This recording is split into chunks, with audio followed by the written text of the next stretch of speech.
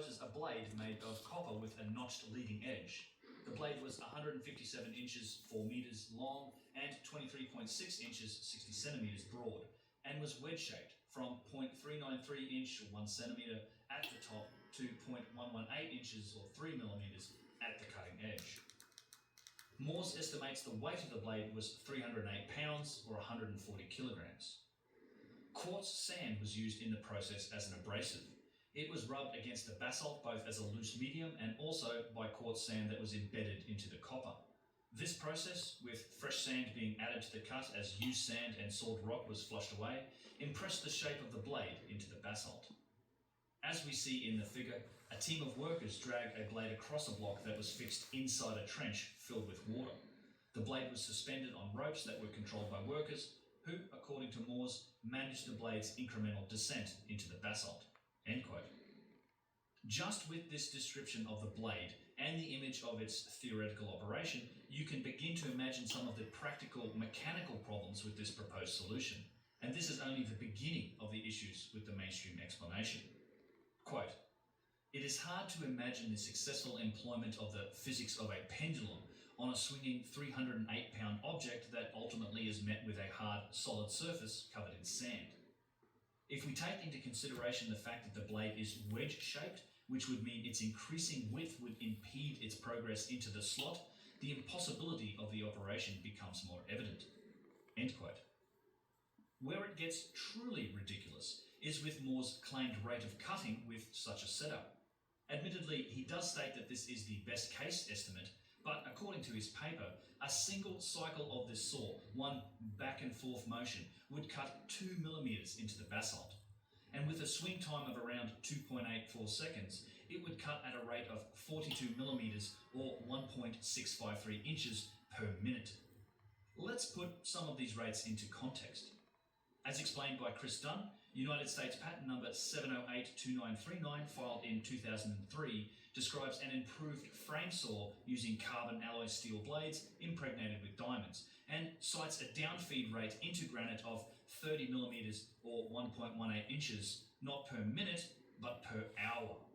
This modern rate of granite cutting using powered saws with diamond-tipped blades is 84 times less than the rate cited by Moore with his copper drag saw using sand and human power.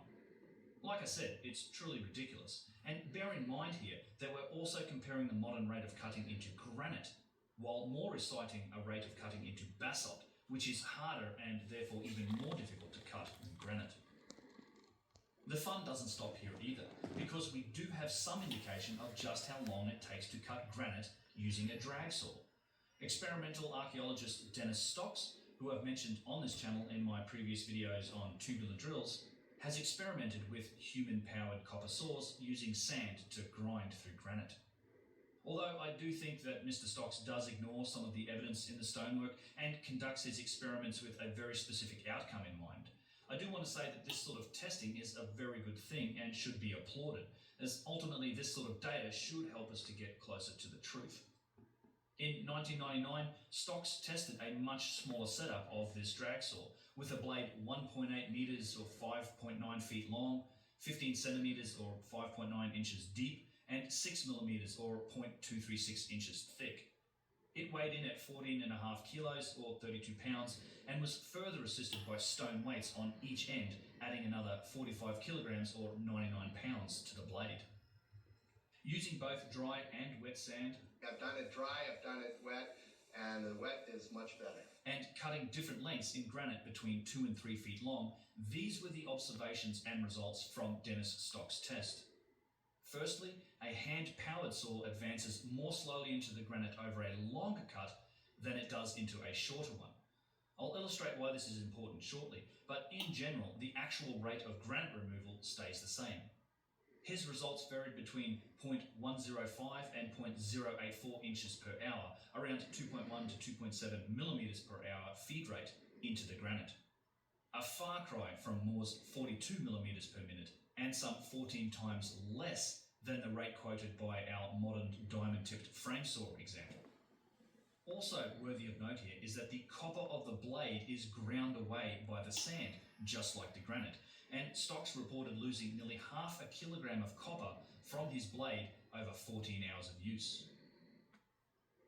Using these material removal rates, Chris Dunn estimated how long it might have taken to simply rough out the granite box that is found inside the Middle Pyramid, the so-called sarcophagus attributed to Khafra.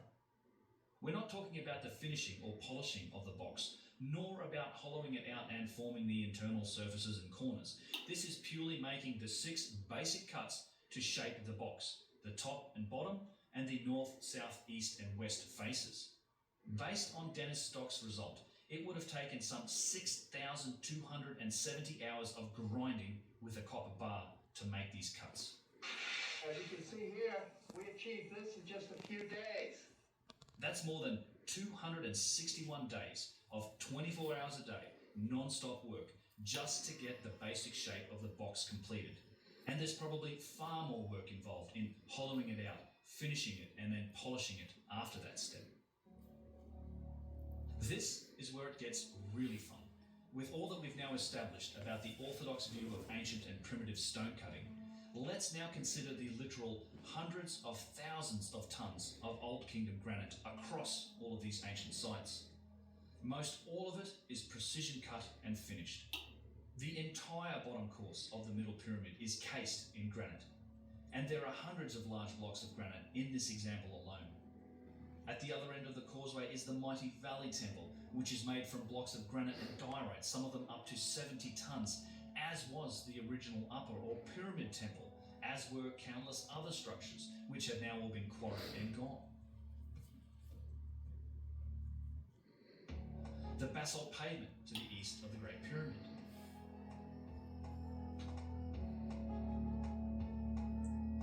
The huge 70-ton granite beams in the Great Pyramid's upper chamber.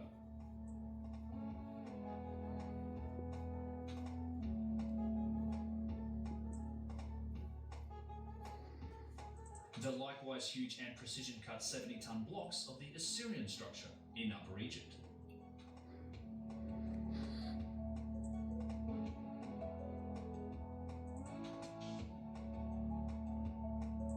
The granite casing stones of the Third Pyramid.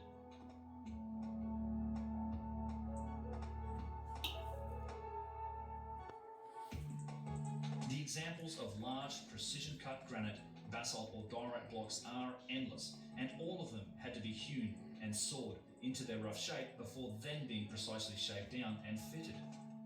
Given the established rates of cutting and the methods described by Egyptologists, does this seem like a remotely reasonable proposition, given that each of them may have taken the best part of a year to cut by hand? Blocks alone aren't even close to all there is when it comes to granite either. You also have all of the massive single-piece columns.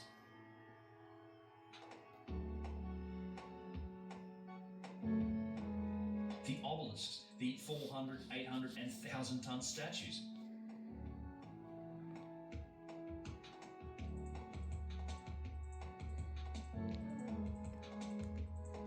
As well as the many single-piece stone boxes, not the least of which are the 24 huge and enigmatic boxes of the Serapeum at Saqqara.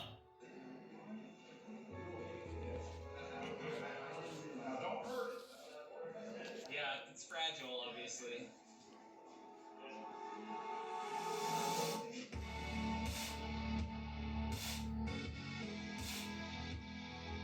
Remember that according to mainstream experts like Dennis Stocks, the longer the cut, the slower the progress.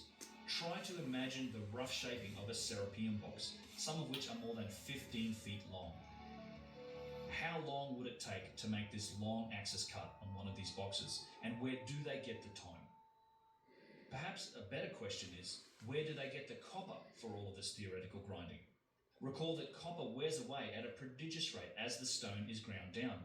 A single copper drag saw would be lucky to last even a full cut through something the size of your average 8-ton granite box. In the comments on my videos and in my emails, I all too often get the question of where are the tools when discussing the evidence for ancient machining. But this question could also be applied to the mainstream explanation.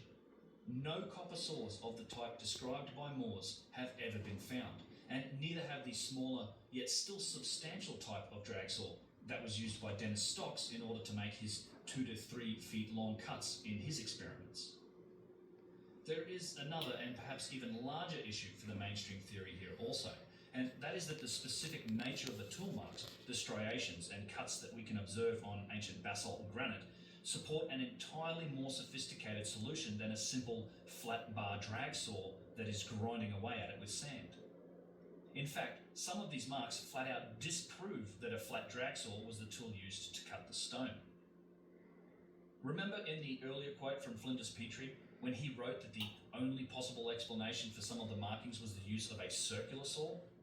Although the use of circular saws to cut stone in antiquity is summarily dismissed by mainstream Egyptology, including by Robert Moores in his paper proposing flat drag saws, they cannot cite any specific evidence for this dismissal, and they have no explanation for striations and marks such as these, which are probably the very best example of circular saw use that I know of. This is a huge block of basalt at Abu Sir, nearly sawn all the way through, with consistent curved striations, and even a lip on the edge of the cut, which gives an indication of the width of the blade, only a few millimeters. It is obviously the product of a circular saw, and quite a big one at that. By extrapolating the curve, we can estimate the diameter of this saw could have been as large as 9 meters or almost 30 feet. Try explaining this cut with your loincloth wearing stone pounding society. Many more circular striations and curved cuts can also be found at Abu Sir, and as Flinders Petrie mentioned, they're also found on the basalt pavement at Giza.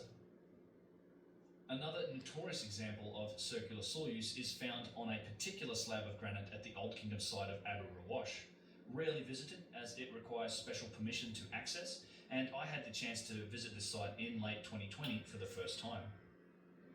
This is a remarkable piece of granite. When viewed from the top, it is quite obviously the result of a cut made with a circular saw. This piece gets far more complex, however, when you realise it is also concave and has been cut with a consistent radius both horizontally and vertically, likely the result of a multi-step process, as there is a kerf left from where one of the cuts was not quite finished. If we pour the water on this one, we wouldn't be able to see the striations. Huh? Anybody here has been working with power tools? تسلم ايدك يا غالي. Thank you so much. Yeah. See how this one looks? Yeah, this lip looks like a lift or something. It's really powerful. These ones. So this, in my opinion, Dr. Zah Hawass is the field.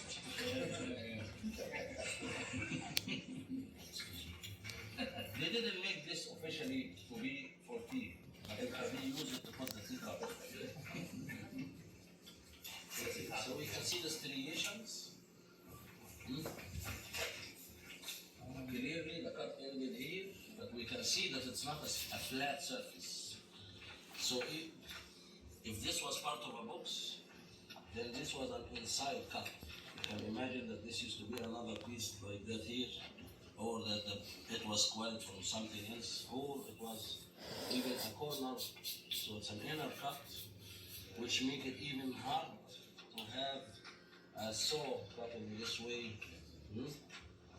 Yeah. But on a smaller scale, I would see figures like this if I'm using my 6mm Dremel tool, spinning like a cone shape, not a cone shape, but like a circular one that is straight, and I will be like, it will be rotating, for example, like that, and I will be moving with it like. Will give very similar figures. This is, for me, is the closest result in the stone. Yeah. Of course, if you are familiar with the research of Christopher Dunn, so I believe the pit here could be used for a giant saw, but I don't like the drawings because they put the piece of stone in the bottom of the pit. That would be a very hard challenge to put the granite stone down there. But it will be more like if this disc is spinning and then the piece will be running that way while the disc spins this way up high, not underneath. Yeah, so I think he's suggested it was two cuts that were made, one that was cut it this way, and then one disc, if you can imagine it rotating this way and moving up here, that gives it that circular shape, this dip, and then that's also where that cut ended here, or one of them. I agree with this part because this looks like the spinning was running Like this, and then moving this way. Yeah. then moving that way. There's a little. If you pour the water on it, You won't see it. you would never be able to see the striations. But you see the striations. Very fine.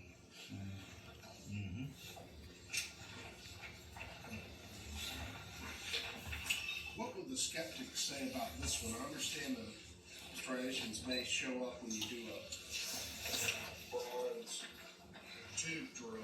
And they say that's unhealthy. Do they have any explanation for how you produce striations on a flattened surface like that?